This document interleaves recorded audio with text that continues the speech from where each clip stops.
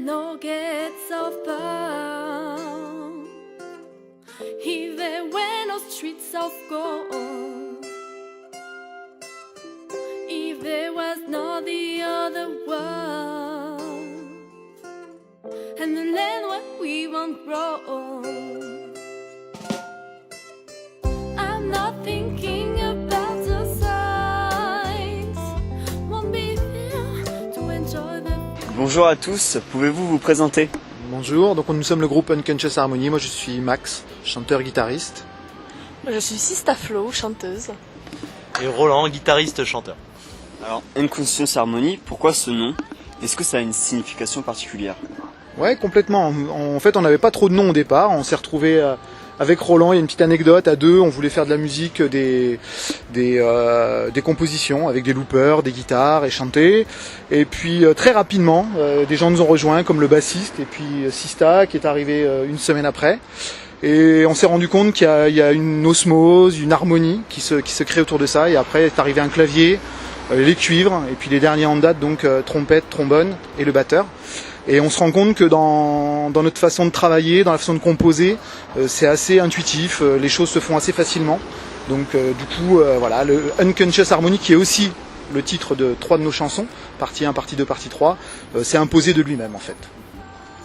Et alors justement, comment est-ce que vous vous êtes tous rencontrés et comment avez-vous eu l'idée de jouer ensemble?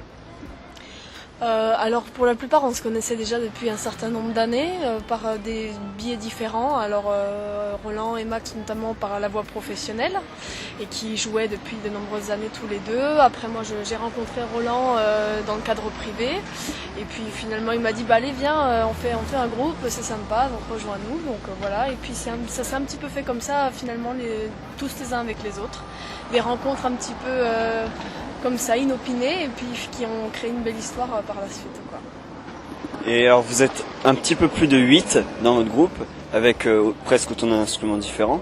C'est pas trop compliqué de jouer ensemble? Non, chacun trouve sa place. Justement, c'est encore une fois l'harmonie de ce groupe, c'est que chacun trouve sa place. Il n'y a pas de gens qui veulent passer au-dessus des autres. Voilà, chacun arrive à trouver l'élément qu'il a envie d'apporter. Et surtout, le maître mot de notre groupe, vraiment, c'est que chacun se sente heureux et qu'il sente qu'il a une pierre à apporter à l'édifice. À partir de ce moment-là, si la personne se sent bien et sent qu'elle apporte quelque chose à notre musique, eh ben, nous, c'est juste ce qu'il nous faut pour que ça matche et qu'on puisse jouer ensemble en fait. Donc les 9 personnes qui composent le groupe à l'heure actuelle en tant que musiciens aujourd'hui trouvent tous leur place dans toutes les chansons, il n'y a pas de souci.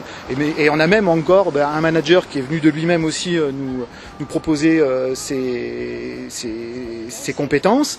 On a aussi une graphiste à Paris qui nous a proposé ses compétences et elle faisait partie intégrante du groupe.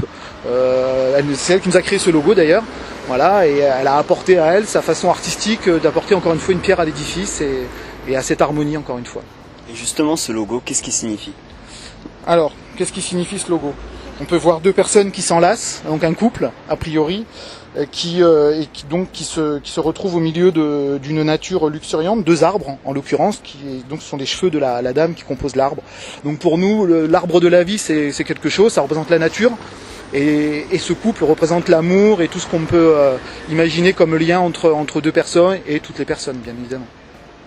Dans votre musique, il y a beaucoup d'instruments assez jazzy, avec une influence un petit peu jazz, mais malgré tout, vous êtes un groupe plutôt de reggae. Donc comment est-ce que vous êtes arrivé à cette alchimie? C'est une histoire d'influence, en fait. On avait chacun nos propres influences, justement. Et donc c'est vrai qu'on a des instruments à tendance un petit peu jazzy, mais c'est surtout une sonorité qu'on cherchait en fait, surtout une clarté dans le son. Au final, ce qui nous rejoint au point central, c'est le reggae. On a des influences, on va voir ce soir, mais notamment rock, donc qui se marient de manière souvent difficile avec le reggae, mais qui pour nous sont très présentes.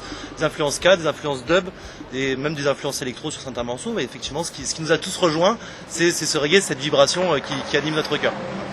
Et il y a des artistes qui vous ont influencé plus que d'autres? On pourrait citer, alors ça fait faire parfois des grosses références, mais moi, en tout cas, dans ma façon de voir la musique, Fat Freddy's Drop, donc un groupe de reggae néo-zélandais qui m'a beaucoup influencé sur la vision de la musique. Après, qu'est-ce qu'on pourrait citer encore comme influence? C'est tellement hétéroclite, il y a de tout. Voilà, il a des groupes de reggae, mais on va dire voilà, de façon très classique Bob Marley. Mais en même temps, on a Noir Désir, par exemple, qui est un groupe français de rock qui nous lie énormément. Après, on écoute tous de la musique, on écoute du hip-hop, on écoute de l'électro, on écoute du jazz, du classique. Donc il y a vraiment beaucoup de choses qui rentrent dans cette musique. Et c'est ça qui est important, c'est qu'on n'a pas une influence, on a des dizaines, voire peut-être même plus d'influences qui composent aussi tous les éléments du groupe. Et du coup tout ça donne une alchimie, une musique qui nous appartient et qui est notre signe fort quoi, d'Unconscious Harmony. J'ai écouté vos morceaux et souvent vous chantez en anglais. Pourquoi? Alors ça c'est une question un peu difficile. Difficile et pas forcément, parce qu'en fait il n'y a pas vraiment de distinction dans le choix de la langue en fait, c'est ce qui va s'imposer à l'écriture. En fait c'est la façon dont Max ou Sista ont envie d'écrire qui font que c'est une langue ou une autre en fonction de ce qu'on a envie de faire passer. L'anglais est plus dynamique au niveau de la dynamique des mots, le français est plus compréhensible, donc voilà, c'est en fonction de ce qu'on a envie de faire passer comme message. Et ce soir vous jouez au bar L'International, comment vous vous sentez? Bien, on est content, ouais, ça a l'air d'être super sympa. C'est la première fois qu'on y joue, on a joué dans pas mal de bars autour, le Bistrologue, l'Évasion Bar, on a tourné pas mal. Ça a l'air d'être bien sympa, il y a l'air d'avoir une bonne ambiance, donc on est super content, vraiment. Et comment vous vous êtes retrouvé à jouer dans ce bar? Ah, alors ça, c'est le 10e élément, Fred, qui s'occupe de faire pas mal de promos, et donc il est en recherche énormément de salles, de festivals, de partenaires.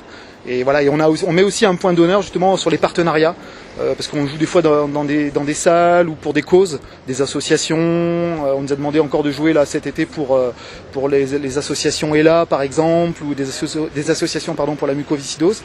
Donc voilà, on aime bien aussi associer le nom de notre groupe à des causes qui nous tiennent à cœur également. Mais là ce soir c'était juste une rencontre entre Fred, donc notre manager, et le patron du bar. Et est-ce que vous avez d'autres projets? Qu'est-ce qu'on pourrait vous souhaiter par exemple?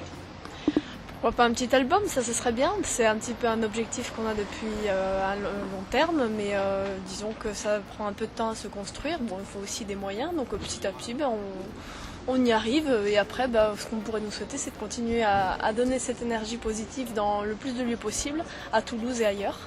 Et donc voilà, pouvoir transmettre cette énergie positive qui nous anime tous les jours.